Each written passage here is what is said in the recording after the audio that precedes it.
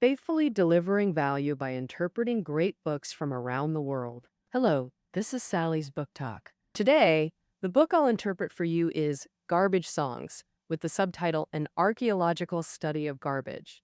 In 2019, Shanghai started implementing garbage sorting, and other cities gradually revised their sorting rules, aiming to roll it out within 2 years.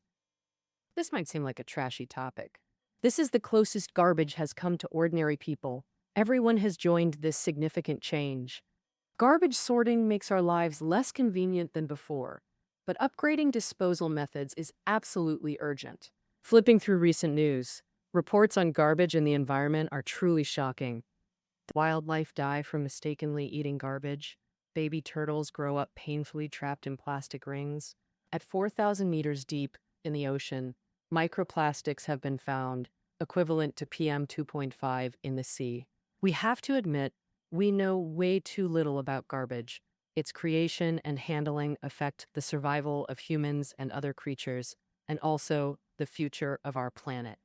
Published in 1992, this book introduces an American garbage archaeology project, revealing through archaeology how garbage's role changed in human civilization and reforms in U.S. disposal methods, helping us understand human behavior via trash. Now, it also offers some inspiration on how to deal with garbage. This book has two authors, William Rothjay and Colin Murphy. William Rothjay was a professor of anthropology at the University of Arizona, a pioneer in modern garbage research. He founded the Garbage Project discussed in this book. The other author, Colin Murphy, was the executive editor and columnist for the Atlantic Monthly. Together, the two authors presented a huge world of garbage in a scientific and fun way. I'll introduce this book in three parts. First, what is the Garbage Project? Second, what discoveries did the Garbage Project make? Third, what changes have garbage disposal technologies undergone? First, let's understand what the Garbage Project is. In 1971, the book's author, Rothjay, earned his PhD from Harvard University in the U.S. After graduation, he was hired as an assistant professor of anthropology at the University of Arizona.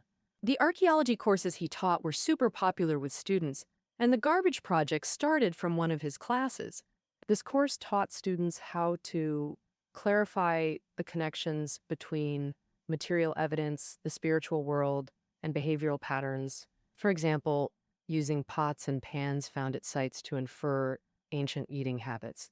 Students in this course had to complete an independent project showing the relationship between objects and behavior.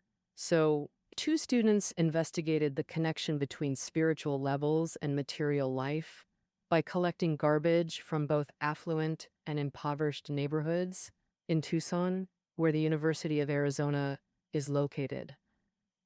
Comparing garbage from two households, they found similar consumption of steak, hamburgers, and milk in both areas. Surprisingly, families in poorer neighborhoods also bought expensive educational items, contradicting their initial hypothesis. They had assumed wealthier people with higher spiritual awareness would naturally use different items than the poor. Obviously, this experiment had a major flaw, too small a sample size to draw objective conclusions. But this research intrigued Rothie, who was studying Mayan culture at the time. He suddenly realized Mayan research also involved excavating what people discarded. Why not apply this method to study modern people's relationship with material possessions and behavior, and even human culture itself? What? So in 1973, Rothjay formally established and launched the Garbage Project. He mobilized students and faculty to implement the project while seeking funding. Later, they secured a grant from the U.S. Department of Agriculture to collaborate with Tucson's city government, investigating what residents bought, discarded, and in what quantities. Thus, the Garbage Project began by sifting through community trash bins in Tucson, collecting fresh urban life data. The sanitation department would randomly deliver garbage from 5 to 8 households weekly from designated survey areas.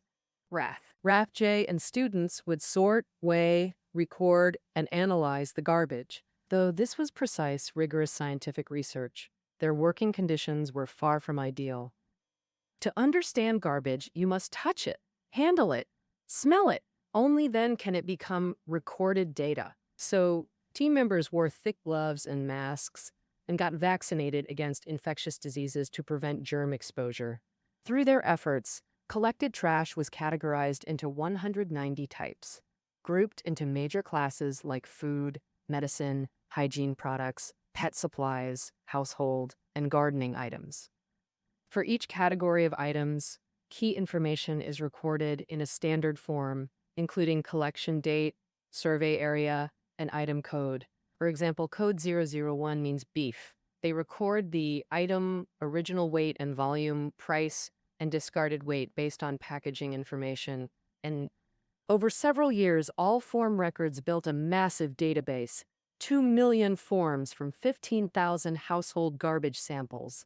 It not only answered many specific questions, but more importantly, it's a systematic, assumption-free database that lets researchers use ready data to address future questions. For the first decade, the Garbage Project studied material and human behavior through urban household waste until 1987. As concerns about the garbage crisis grew, Rathje shifted focus to landfills. The project's research focus changed accordingly to understanding landfill waste treatment technologies and the essence of the garbage crisis.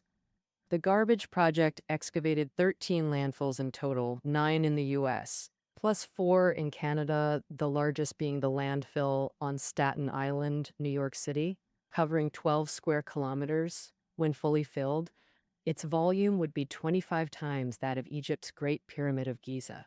Unlike urban waste collection, landfill excavation uses a heavy-duty device called a bucket auger, which can drill into different parts of the landfill to extract samples from specific layers.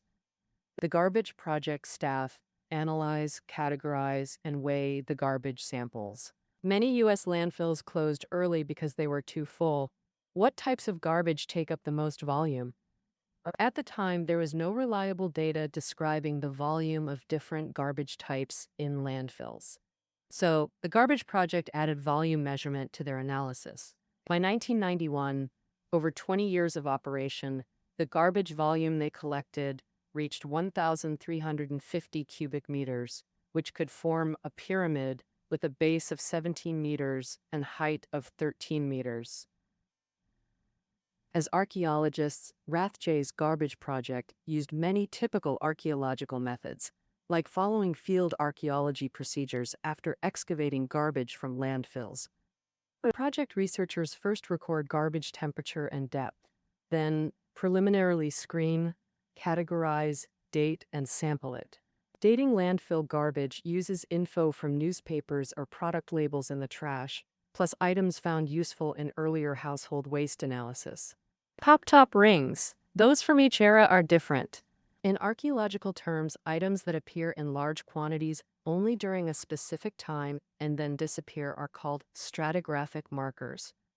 The Garbage Project's findings have influenced not only archaeology, but also many other fields, including food waste, hazardous waste handling, and landfill management. Archaeology has also proven useful for solving many modern problems. The Garbage Project's impact was so significant that it directly gave birth to a new discipline called garbology, and experts who study it are garbologists. In Part 2, we'll discuss the discoveries from the Garbage Project. And back when the Garbage Project was established, garbage research was basically uncharted territory. So every discovery, big or small, was new, and many completely overturned traditional beliefs. And first, the Garbage Project had an important conclusion. The scarcer the food, the higher the proportion people waste. Isn't that the opposite of what you'd imagine? In the 1970s, the U.S. had 2 waves of shortages for beef and sugar. The Garbage Project analyzed and compared the amounts of beef and sugar people discarded before and during shortages, finding that during shortages, it was 3 times more than during abundance. And the Garbage Project hypothesized that news of food shortages triggers panic buying. People would buy large quantities of the scarce foods including cuts or varieties they're unfamiliar with or don't usually eat, which are often the first to be discarded um, because even after panic buying, they don't like eating them. Combining this finding with more data, the Garbage Project formulated the first law of food waste. The more repetitive your diet, the less food you discard. What does that mean? For example, if a family regularly eats sliced bread, it rarely appears in the trash except for crumbs and crusts. But for specialty breads like hot dog buns or hard rolls, the discard rate is between 30% and 60%. Because people only eat them for one special meal or occasion, then the leftovers get buried in the fridge and eventually thrown out. The authors joked that no one would like this discovery because nutritionists encourage people to eat a variety of foods, and food companies make money by constantly innovating and changing packaging. The Department of Agriculture consistently sponsored the Garbage Project. Through collaborative analyses and surveys, they uncovered numerous human behavioral preferences. For instance, during surveys, people tend to underreport consumption of junk foods like chips and ice cream, plus alcohol, while over-reporting healthy foods. But observations from household garbage often tell a different story. Additionally, the Garbage Project found significant discrepancies between reported versus actual usage and discarding patterns. And how, as American poet Eliot said, humans can't bear too much reality, but garbage doesn't lie. What people own and discard reflects their lives more truthfully than their own accounts. The U.S. Census Bureau recognized the project's social value, enlisting it to reconstruct area demographics using community trash. This addressed suspicions about undercounted minority males, a classic archaeological challenge. Fortunately, the Garbage Project had built a multi-year database by then, analyzing trash household size relationships.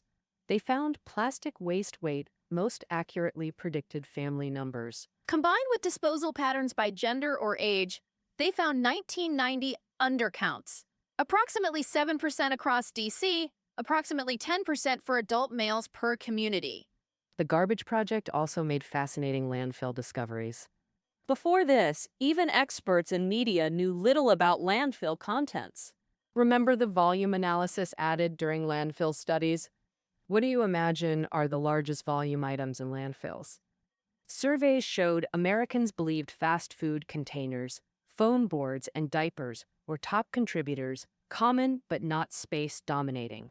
The real landfill heavyweights? The project sorted 14 tons. Samples from landfills. Those three types actually comprise just 3% of landfill volume, while the true space hogger went unnoticed. It's paper. Survey respondents vastly underestimated paper waste, guessing only 6%. In fact, it actually accounts for a whopping 40% of landfill volume, with newspapers alone making up 13%. Besides, there are various packaging paper products, phone books, instruction manuals, and so on. With the digital age arriving, it's believed the proportion of new paper waste will decrease somewhat. However, due to printer popularity, excessive product packaging, and paper's non-compacting nature, paper waste will continue occupying a large share of solid waste long-term. Hearing this, you might wonder, how can samples dug from landfills still be identified as newspapers, wrapping paper, or phone books? This leads us to landfill's second unexpected discovery. Many believe constant chemical and biological activity occurs at landfill cores, a hypothesis that's both fascinating and concerning. On one hand, this process seems eco-friendly, quickly breaking waste into humus that returns to nature. On the other, vigorous reactions might breed bacteria and toxins that leach into soil with landfill liquids, sounding dangerous. What can be done? True, decomposition reactions produce methane and small amounts of gases like hydrogen sulfide. That's why modern landfills must include methane wells, perforated pipes inserted to vent gases from the bottom. But contrary to imagined bustling microreactions, landfills are surprisingly quiet. Some organics decompose, then stop. Others show no reaction. Methane production is often below half theoretical estimates, sometimes just 1%. The reason? Landfill conditions can't support active biological reactions. First, only organics like food or yard waste decompose, yet these make up just 5 to 10% of landfill content. Second, oxygen absence makes microbe survival difficult. Third, tightly compacted trash lacks flow, preventing thorough reactions, plus limitations like temperature and pH levels. That's why samples excavated by the garbage project, like hot dogs and lettuce, look freshly discarded. Decades-old newspapers remain perfectly intact. The landfill discoveries filled information gaps about waste composition and corrected misconceptions, laying groundwork for waste treatment technology research. Part 3 covers later garbage project research, how waste treatment technologies evolved. Throughout history, humanity's favorite disposal method has been simply tossing things away. Ancient hunters migrated several times yearly, dumping trash around campsites without major issues. But when humans became settled creatures, dumping near homes became problematic, starting our battle with trash. The ancient Maya piled trash in open areas for burning and recycled items like pottery shards and stone tools. From prehistoric to Enlightenment eras, people managed their own waste through various methods. And after the Industrial Revolution, self-management became impractical. Industrialization drew millions to crowded cities while massively increasing consumer goods, all destined to become waste. People gradually started dumping trash at designated central locations. In 1995, U.S. veteran George W. Waring Jr. became New York City mayor and created America's first comprehensive public waste management system. With 2,000-plus white uniformed workers, he cleared street trash to centralized dumps and incinerators. Some burned trash shrank in volume before being dumped with other waste. By 1980, 80% of U.S. cities had waste systems, but open dumps remained poor solutions. Their unbearable stench and disease-spreading bacteria led to landfills. Who actually invented modern landfill methods? Some credit 1920s Britain, while historians note similar methods appeared earlier in America. Landfilling generally involves layering waste and covering it with soil. Daily incoming waste is compressed, dumped into the landfill, and covered with about 15 centimeters of soil. Landfills can be on crack-free ground, in dug pits, or in cavities from resource extraction. The bottom of cavities is lined with clay and plastic sheets to isolate waste from the environment, keep it dry, and prevent liquid leakage into groundwater. With technological advances and rising environmental awareness, modern landfills now have strict standards for siting, design, operation, and maintenance, making them very costly. According to the authors, in the 1990s, building an 80-acre, about 32-hectare, landfill in the U.S. cost around $33 million, with an additional $8 million for closure. From 1945 to 1960, the U.S. established over 1,000 landfills. With rapid waste generation, landfills are being consumed quickly. Suitable sites for landfills are dwindling, leading people to perceive a garbage crisis. But Americans haven't been very proactive in seeking new landfill locations. For instance, Texas issued about 500 landfill permits in 1976, but only 50 the next year, showing obstacles to new landfill construction. Beyond high costs, psychological and political factors dominate. No one wants a landfill near their home. For politicians, allocating resources to build landfills only angers nearby residents and offers no political benefits. Therefore, landfilling isn't a sustainable solution. Besides landfilling, two other key waste treatment technologies in history are incineration and reduction. These technologies came to the U.S. from Europe in the 19th century. Incineration emerged earlier. The U.S. Army built the first American incinerator on Governor's Island, New York, in 1885, and by 1908, 180 incinerators had been constructed. However, due to cost issues and incomplete waste burning, it caused widespread dissatisfaction. 10 years later, only over 10 U.S. cities had operating incinerators. In the late 19th and early 20th centuries, waste reduction became popular in the U.S., and modern waste reduction includes three components. First, reduce waste at the source. During product design and production stages, fully consider minimizing waste generation. Second, reduce mid-process transportation volume by separating recyclable resources when waste is generated. Third, reduce end process treatment volume, meaning less landfilling.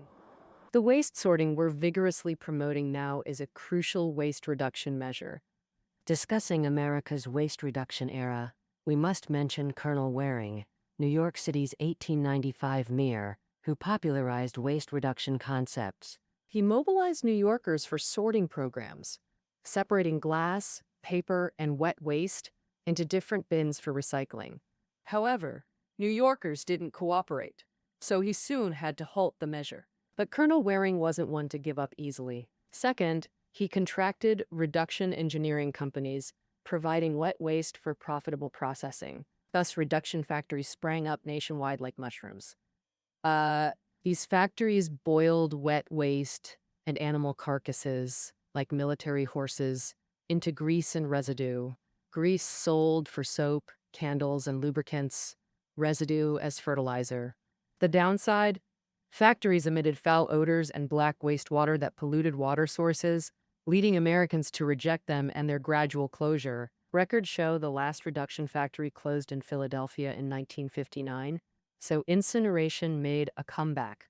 This coincided with the 1970s energy crisis, focusing attention on garbage's energy potential. Rising living standards increased combustibles in household waste, boosting its calorific value.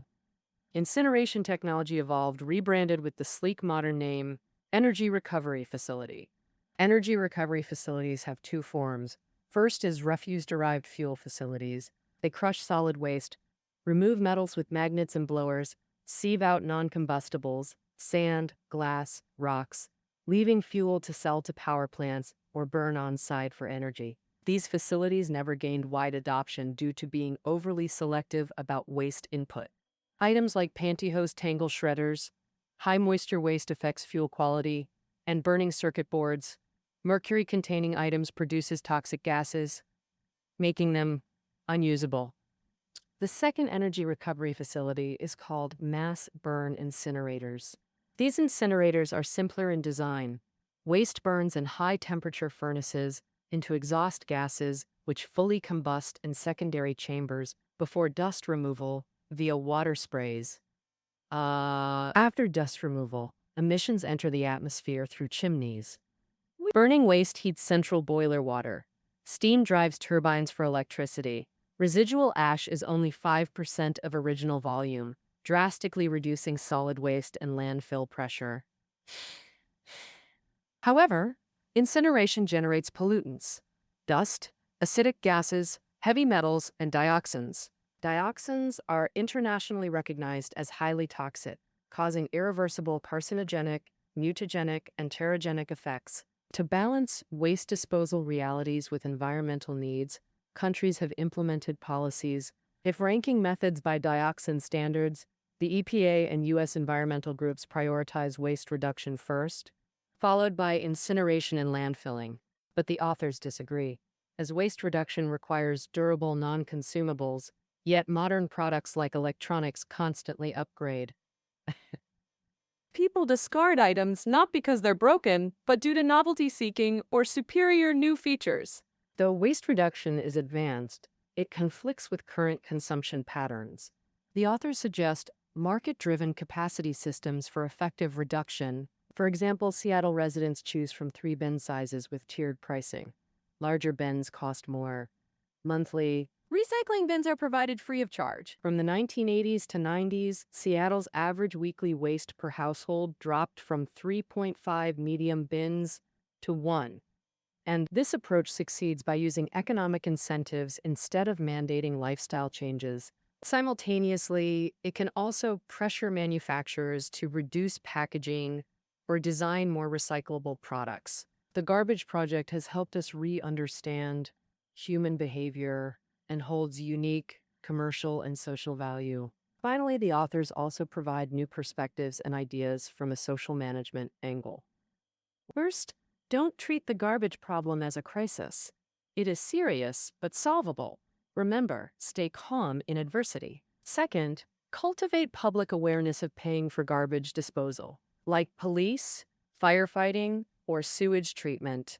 Garbage disposal is a public service, and we should pay for it. Third, make good use of economic measures, as they sometimes work better than moral persuasion. That's the main content of garbage songs. The earth is busy operating daily, and on one hand, we incessantly produce garbage. On the other, we expend multiple times the effort to handle it. In this process, is the market's power stronger or the power of human hearts? You might scoff at spending 2 cents on a plastic bag, but you don't want sea turtles suffocating from plastic. Economic measures are a last resort. I hope everyone builds waste reduction awareness and prevents their homeland from being swallowed by garbage, step by step. And I also believe that one day we can create a comprehensive eco-friendly waste disposal system so humans are no longer troubled by garbage. All right, that wraps up our interpretation of garbage songs. Listener notes are below the audio, and we'll see you next time.